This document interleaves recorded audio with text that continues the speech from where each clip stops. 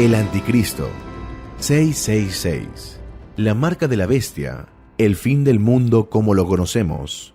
Todos estos son conceptos sacados del libro de Apocalipsis. En los capítulos 12 y 13 los estudiaremos en su contexto y descubriremos la terrorífica Trinidad satánica. Bienvenido a Sabiduría para el Corazón, donde el pastor Stephen Davey, en la voz y adaptación de Daniel Cuquín, continuarán exponiendo las verdades de este fascinante, aunque generalmente temido libro de Apocalipsis. Una vez más, le agradezco a usted que ora por este ministerio, que comparte nuestros programas con otros y nos apoya de forma financiera, ya que gracias a su generosidad podemos traerle esta serie titulada El Anticristo y los muchos rostros del mal.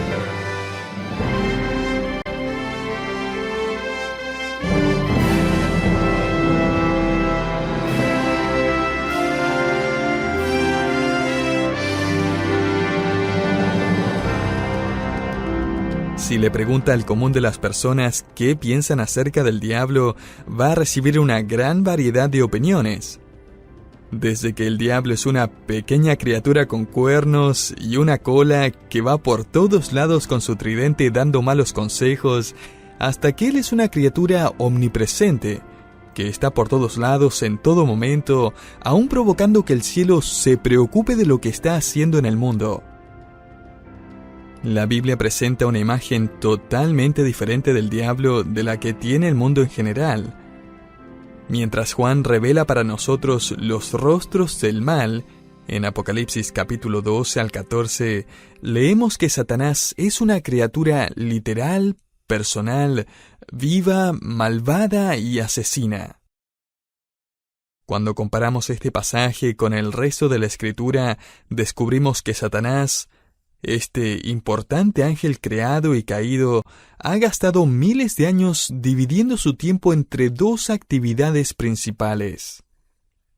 Primero, él es incesante en sus intentos de dificultar los propósitos soberanos de Dios en la tierra. Y segundo, él es incansable en sus intentos de hacer caer al creyente y hacerlo dudar de su posición segura en el cielo. En otras palabras, él busca obstaculizar la soberanía de Dios sobre la tierra y él busca herir la seguridad de los creyentes en el cielo. Satanás es como un criminal que ya ha comparecido frente a la corte y ha sido hallado culpable, pero mientras espera su sentencia, él se encuentra bajo fianza, libre para merodear por el mundo. Esta es la imagen bíblica de Satanás. Él es culpable y enfrenta una sentencia eterna, pero mientras tanto él anda libre por el mundo.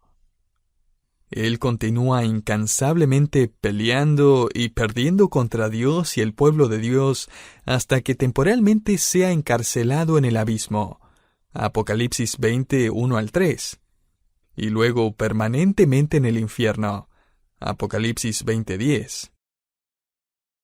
Un día, el gran juez del universo hará llevar a cabo su sentencia y Satanás será arrojado al infierno. Y a todo esto, cuando todo eso ocurra, él no se va a convertir en el dueño del infierno. Él no va a ser el encargado del infierno asegurándose de que todos los demás tengan una estadía miserable. No. Él va a ser el prisionero número 1 del infierno y recibirá el castigo máximo de Dios por siempre. Ahora, si estuvo con nosotros en nuestro último estudio, recordará que Juan nos presentó un resumen de la historia de redención. En el capítulo 12, él ve a una mujer que representa a Israel como una mujer perseguida y sufriente dando a luz a un hijo varón. Juan ve el nacimiento de este niño, quien obviamente es Cristo, el heredero del trono de David, naciendo de la simiente judía. Pero Juan también ve a un dragón. Y sabemos que Juan está hablando figurativamente porque él usa la palabra señal. Él dice que ve una señal en el cielo. Así que está la señal de la mujer, Versículo 1, un símbolo de Israel, y está la señal del dragón. Versículo 3, representando el imperio mundial de Satanás en estos últimos días. Note en el versículo 4 que el dragón está de pie delante de la mujer, listo para devorar al niño. En el versículo 5 se nos dice que el niño nace bien y que luego es llevado por Dios el Padre, lo cual es el resumen más breve del nacimiento, vida, muerte, resurrección y ascensión de Cristo que encontramos en la Biblia. Juan no está interesado en llenar los detalles del ministerio de Cristo, sino que él busca presentarnos un panorama general de los esfuerzos de Satanás a través de la historia del mundo. Se nos dice que Satanás ha hostigado, perseguido y herido al pueblo judío desde que la nación recibió la promesa de que uno de sus descendientes sería el Mesías. Versículos 1 y 2. Se nos dice que Satanás ha manipulado a los 7 imperios mundiales para tratar de frustrar el plan de Dios sobre la tierra. Versículo 3. Se nos informa que Satanás va a crear una confederación de 10 naciones y luego las usará para pelear en contra de Dios e Israel. Versículo 3. Se nos recuerda que Satanás cayó del cielo junto a muchos otros ángeles. Versículo 4.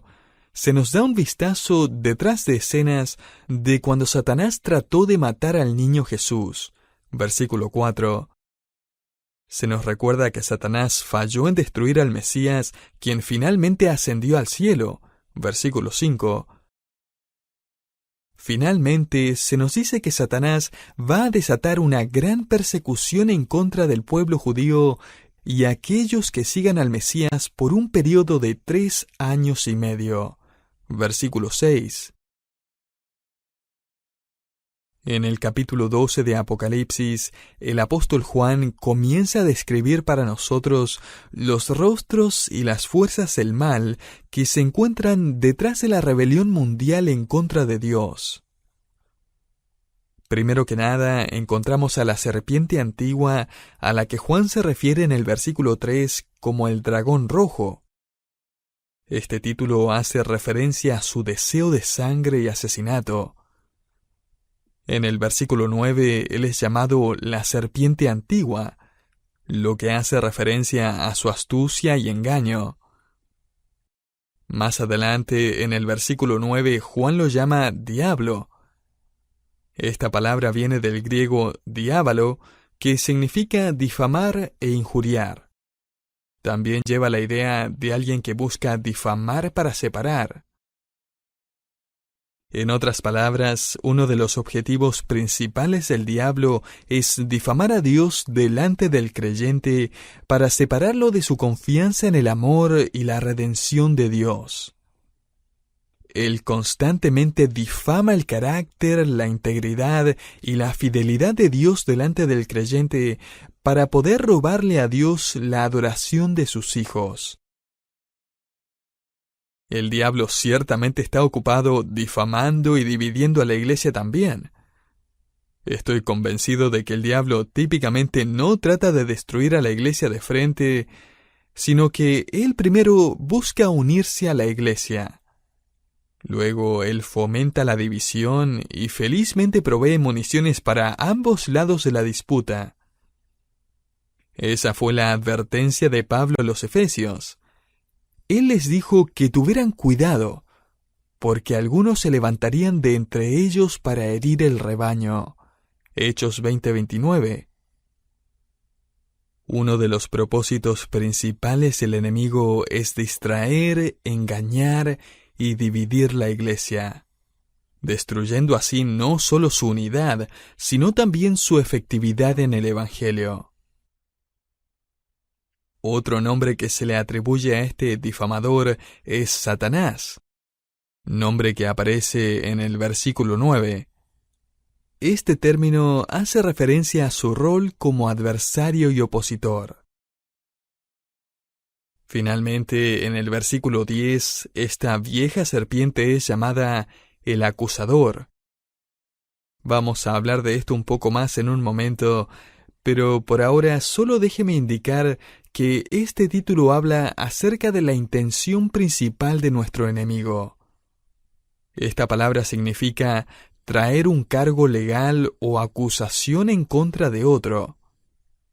Y se nos dice en el versículo 10 que Satanás acusa a nuestros hermanos delante de nuestro Dios día y noche. Sin embargo, el acusador no va a tener éxito.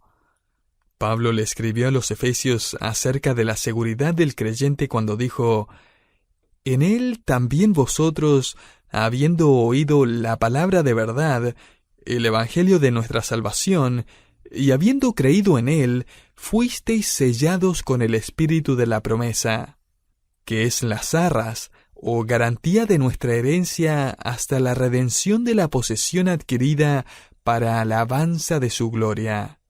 Efesios 1, 13 al 14. Ahora, para nuestra sorpresa, Juan revela que una batalla tomará lugar en el cielo en el contexto de la tribulación.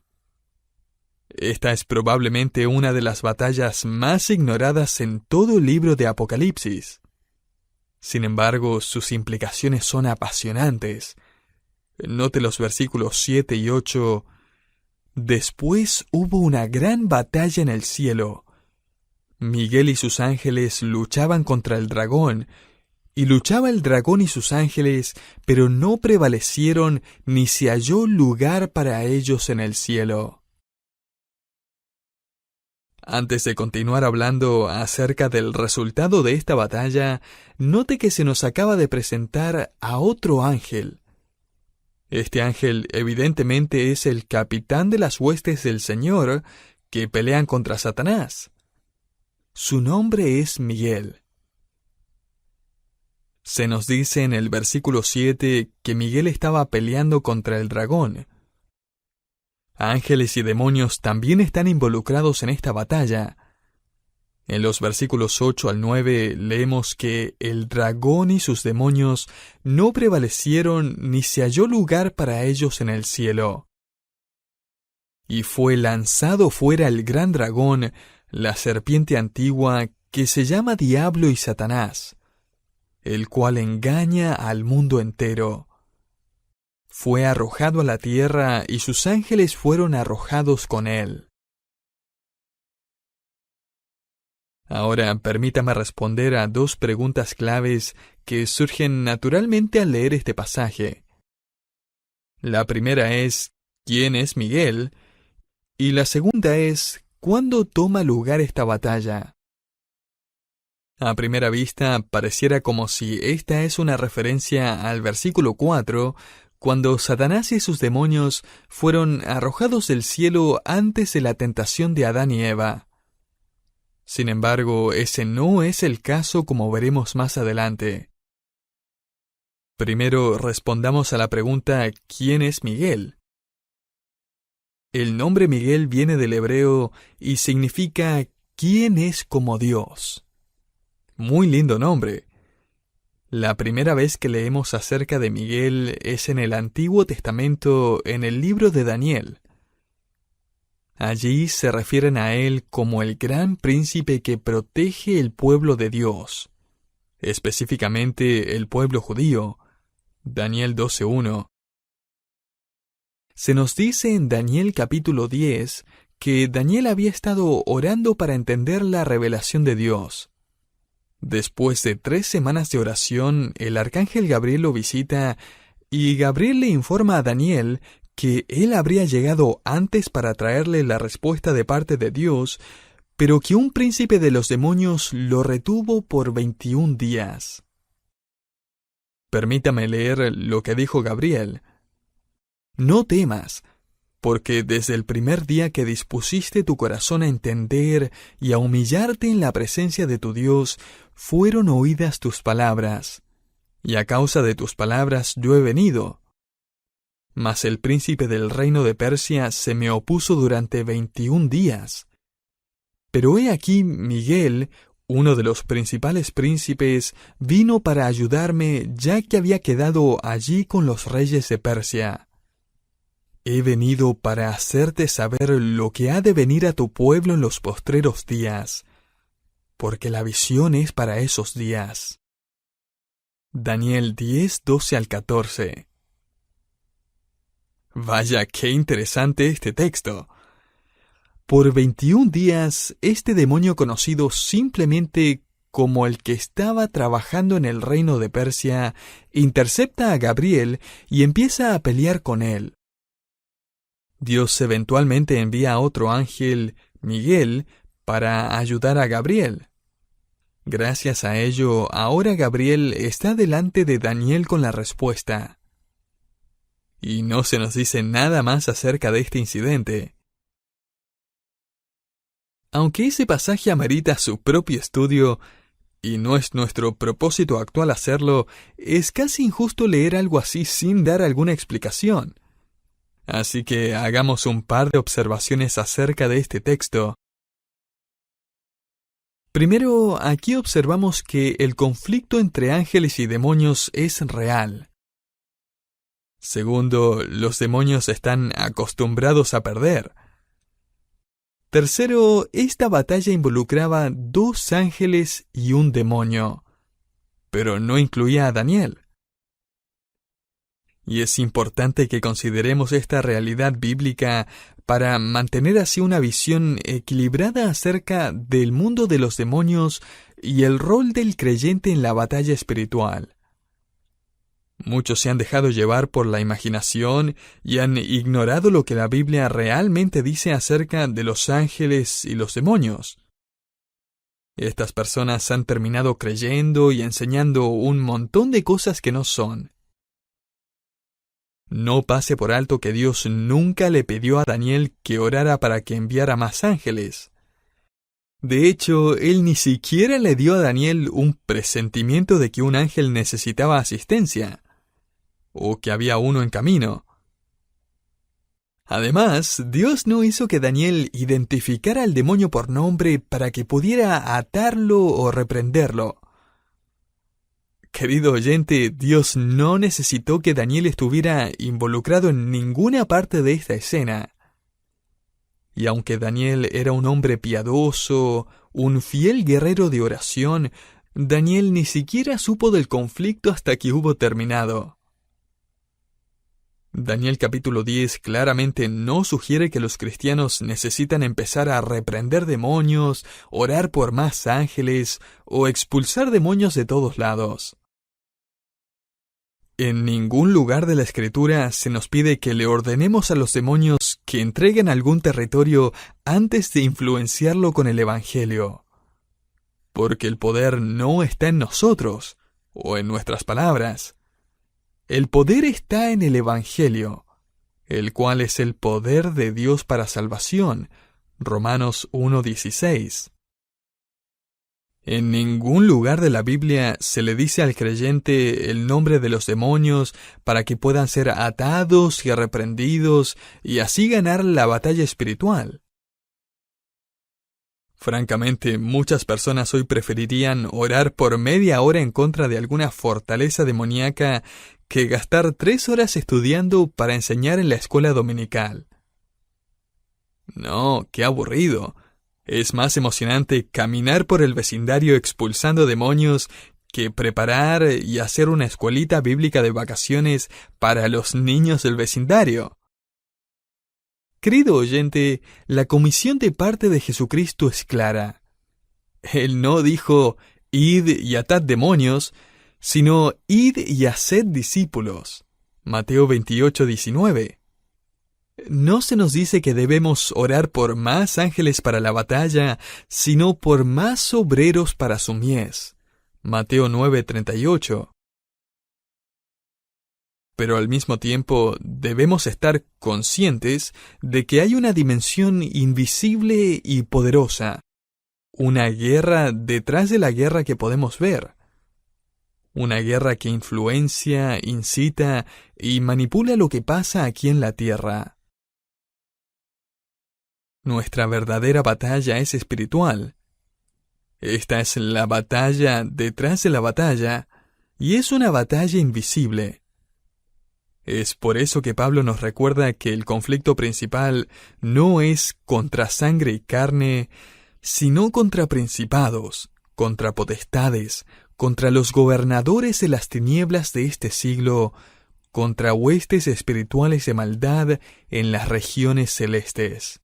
Efesios 6:12.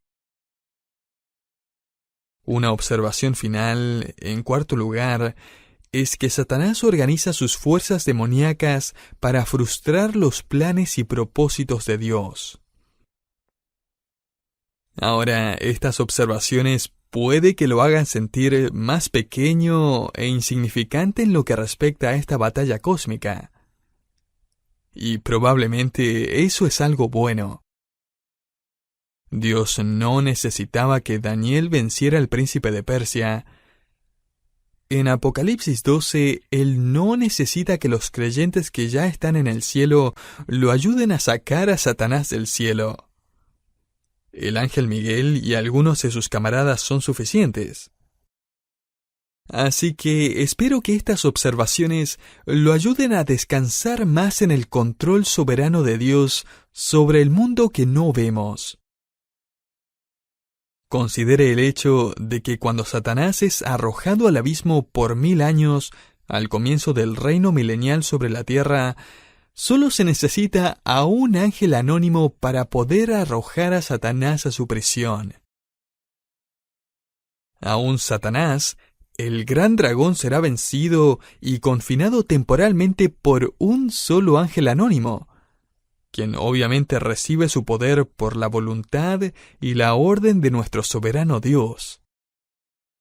Esto será todo lo que se necesita para vencer al dragón. Y de la misma forma, en el capítulo 12, solo Miguel y un puñado de ángeles son necesarios para derrotar a Satanás y sus demonios y sacarlos del cielo. Lo que nos lleva a la otra pregunta, que es, ¿cuándo toma lugar esta batalla?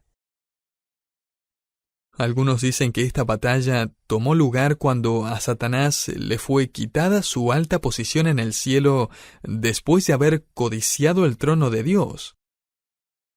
Sin embargo, eso no encaja en el contexto de estos versículos, porque Satanás claramente es arrojado del cielo y luego pelea con Israel por 3 años y medio. Note el versículo 13. Y cuando vio el dragón que había sido arrojado a la tierra, persiguió a la mujer que había dado a luz al hijo varón. Y sabemos gracias al versículo 6 que esto ocurre por 3 años y medio. Algunos dicen que esta es una referencia a la derrota de Satanás cuando Cristo murió en la cruz y luego resucitó. Ciertamente esta es la base de nuestra victoria, pero sin embargo Satanás ha seguido teniendo acceso al trono de Dios desde entonces. Es allí donde él acusa a los hermanos día y noche. ¿Recuerda que en el libro de Job, Satanás fue a la presencia de Dios y puso en duda el carácter de Job? No creo que Job fue el primero en ser acusado, y ciertamente no ha sido el último. Queda claro que esta guerra toma lugar en la mitad de la tribulación. Después de esta batalla, a Satanás le es negada la entrada al trono de Dios, y ya no tiene más oportunidades de acusar al creyente y culparnos delante del trono de Dios. El versículo 10 de Apocalipsis 12 nos informa que estamos siendo constantemente acusados delante de Dios. Satanás y sus fuerzas invisibles gritan sus acusaciones acerca de nosotros en la presencia de Dios y susurran acusaciones acerca de Dios en nuestros oídos. Ellos nunca se cansan de hacer esto. Querido oyente, ¿tiene las orejas rojas? Deberían estarlo. En el cielo están hablando de usted ahora mismo. No va a ser hasta la mitad de la tribulación que Dios va a decir, Miguel, Se terminó el tiempo de Satanás de acusar a mis hijos. Suficiente. Ya no más. No es de sorprenderse que se oye un grito mientras Satanás y sus demonios reciben una restricción permanente y ya no pueden presentar ninguna acusación legal en contra de los redimidos. Note lo que anuncia esta gran voz llena de gozo en el versículo 10. Ahora ha venido la salvación, el poder y el reino de nuestro Dios, y la autoridad de su Cristo. Porque ha sido lanzado fuera el acusador de nuestros hermanos, el que lo acusaba delante de nuestro Dios día y noche.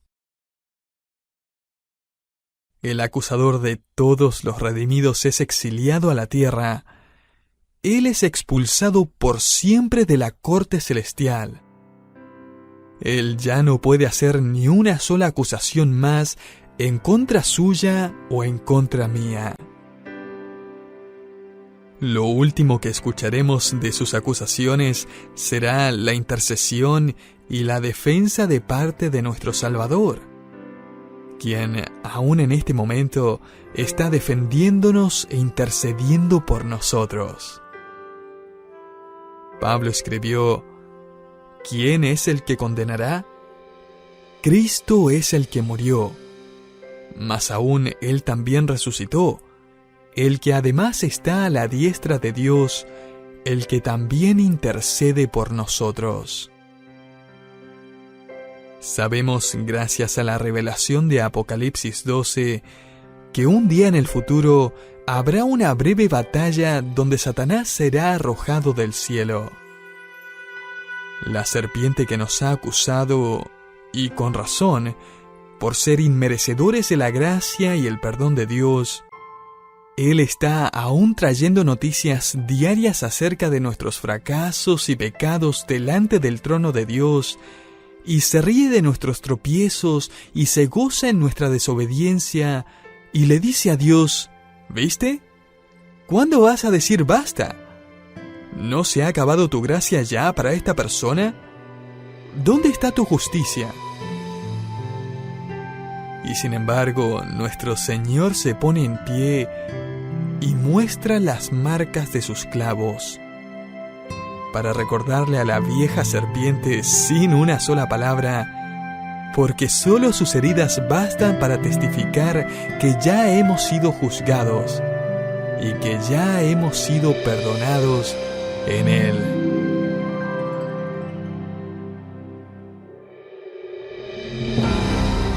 Muchas gracias por habernos acompañado en Sabiduría para el Corazón.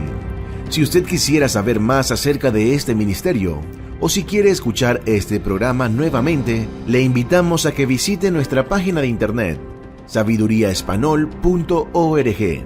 También le invitamos a contactarse con nosotros a través del correo electrónico info@sabiduriaespanol.org. Sabiduría para el Corazón es un ministerio que se sustenta gracias a las donaciones de sus oyentes. Sus ofrendas de amor hacen posible que por la gracia de Dios sigamos tocando las vidas de miles de personas con la exposición fiel de la palabra del Señor. Hasta entonces, que el Señor le bendiga y nos encontramos en nuestro próximo programa en Sabiduría para el Corazón.